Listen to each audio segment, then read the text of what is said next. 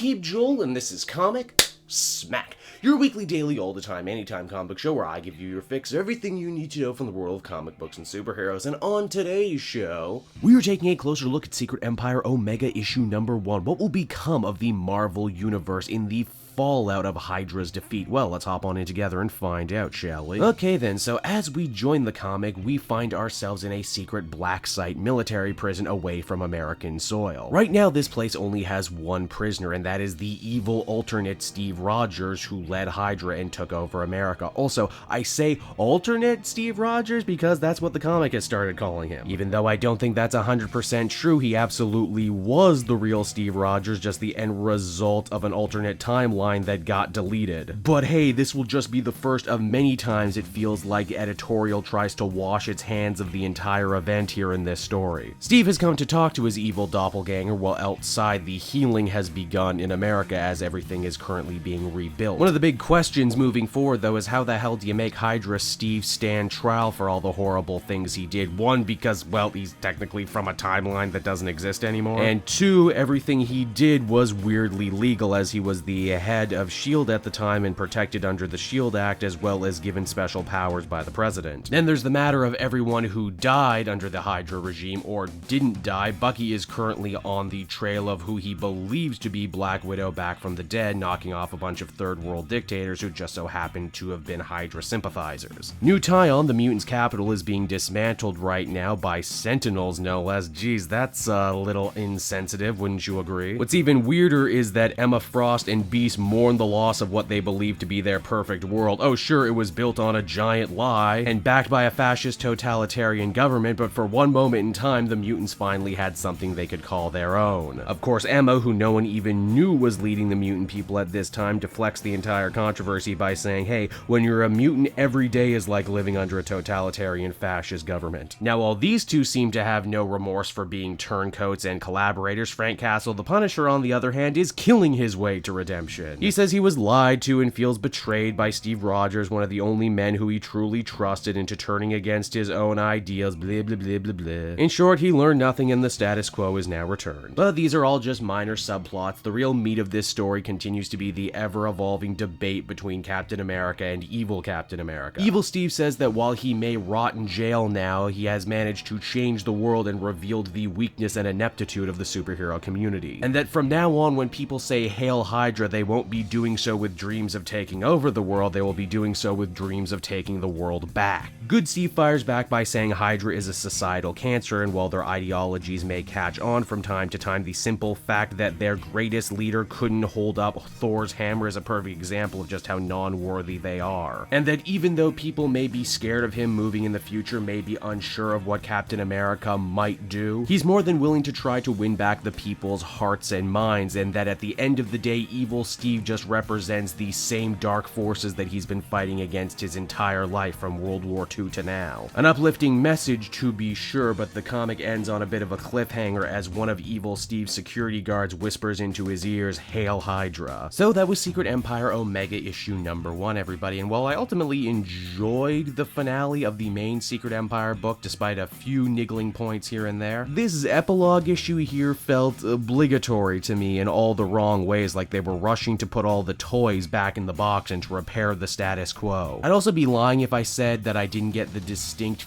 feeling that whatever the end of Secret Empire was supposed to be, whatever it was supposed to kickstart, we never got to see it and never will. Even the whole concept of having an extra, now evil Cap from a timeline that doesn't exist just really complicates and really muddies the water of the Marvel Universe. It also kind of undercuts the story and Steve's overall journey. For the longest time, I had assumed, oh, he'll have his brain messed with, he'll go over to the dark side, only to realize he's been manipulated and eventually fight back against it, while also having a new lease on life and having seen a different side of America. Instead, what we get is, nope, evil guy was evil all along and good guy is good now. While I did ultimately enjoy Good Steve's call to action, basically saying that the price of freedom is eternal vigilance and watching out for all the real-life Hydras of the world in case they gain more power, it's just kinda not the ending I wanted, nor the ending I thought they were ultimately building up to. It's not bad, but it just could have been so much better. Overall, though, at the end of the day, I'd feel comfortable giving this one a 6 out of of 10. Read it if you really want to see a bunch of loose ends wrapped up, even if they wrap them up far too quickly and a little too unsatisfactory for my taste. So that's Secret Empire Omega #1, everybody. I hope you enjoyed it, and as always, why not check out some of the other videos I have available on my channel. Then you can follow me on social media at Cape Joel, and if you're feeling in a supportive mood, want to become a patron. Patrons get exclusive access to videos and podcasts before anyone else, and they can do so for as little as $1 a month. So until next time, everyone, this has been Cape Joel. Thank you so much for watching.